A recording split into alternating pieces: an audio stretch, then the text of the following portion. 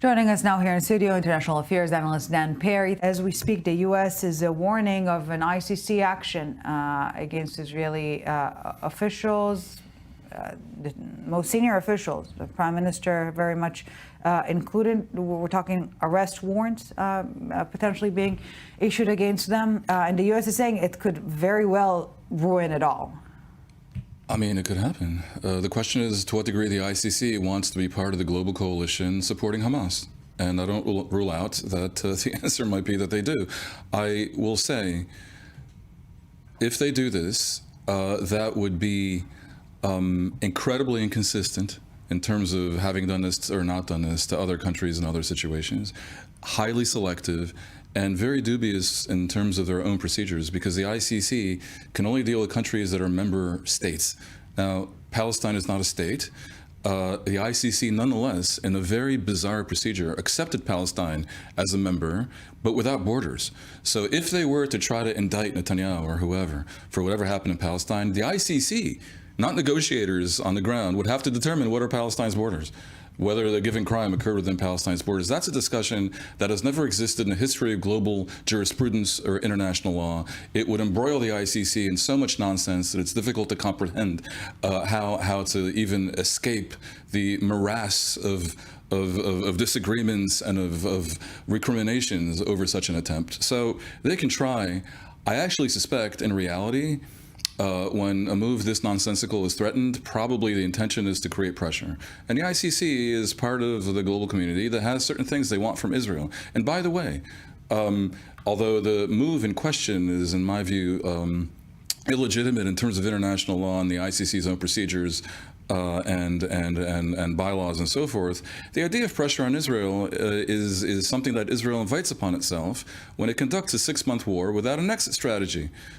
But should that be the ICC's concern, the exit strategy or lack thereof? Does it sound like I'm defending the ICC? No. I am saying Israel's position would be ever so less horrible if Netanyahu did the obvious thing and agreed to contemplate the day after and to say that under certain conditions they would agree to restore the PA to Gaza, because, by the way, there is no alternative. And therefore, when he refuses to do that, it makes a mockery of his own insistence that Hamas cannot be in charge, because nature abhors a vacuum, and it's going to be probably either the PA or Hamas.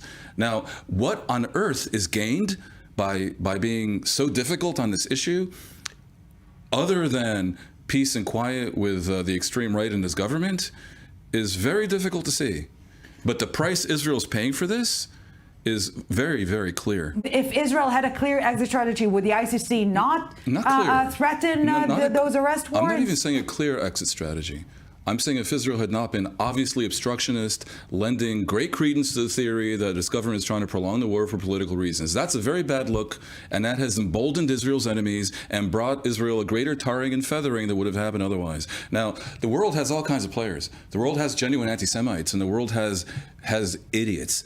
So people who are going to not believe that October 7th happened, there's not much discussion with them. But let's agree that with Biden, there is discussion. So probably you would not have the Biden administration hinting at arms embargoes against Israel, calling for new elections to bring down Netanyahu. But when Biden is forced to talk to those idiots who think that October 7th didn't happen, it creates a circle of discourse. It's not all the same. And by the way, it is the last refuge of the obstructionist to claim that all of the enemies and all of the critics are the same. No.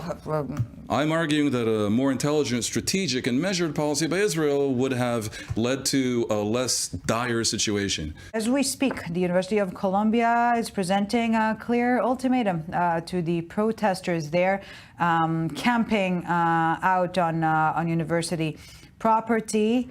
In about 90 minutes from now, you either vacate this encampment that you've set up or you'll be suspended. Be glad, be grateful that I'm not just going out and murdering Zionists. Zionists don't deserve to live. Look,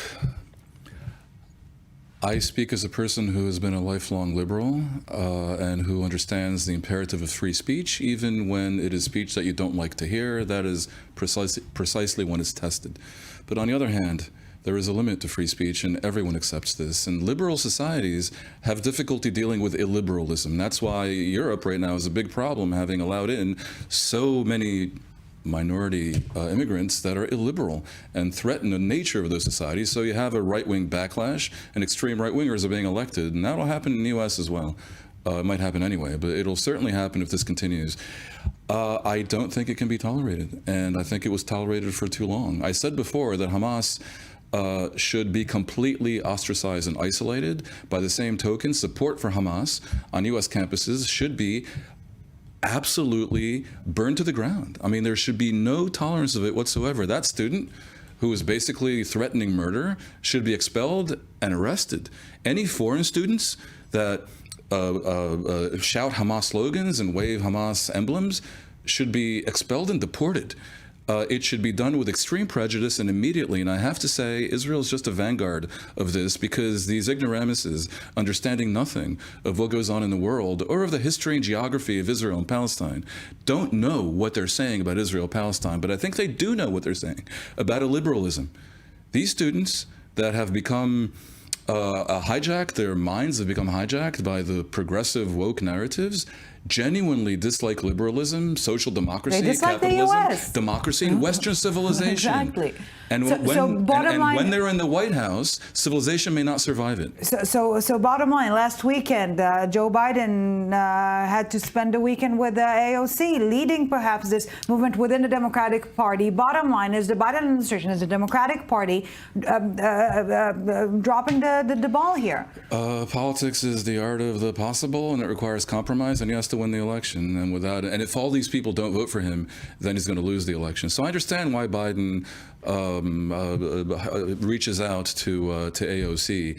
And what about the reasonable Democrats? I'm sympathetic to Biden's need to win the election, because I don't think Trump is necessarily a less bad option, even as regards this. And by the way, the problem really is not just the extreme left woke progressives, but also the extreme right MAGA nativists.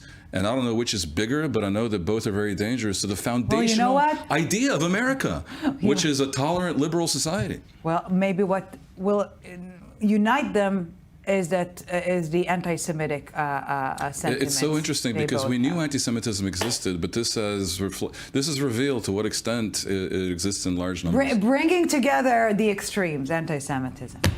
Dan Perry, thank you very much for this.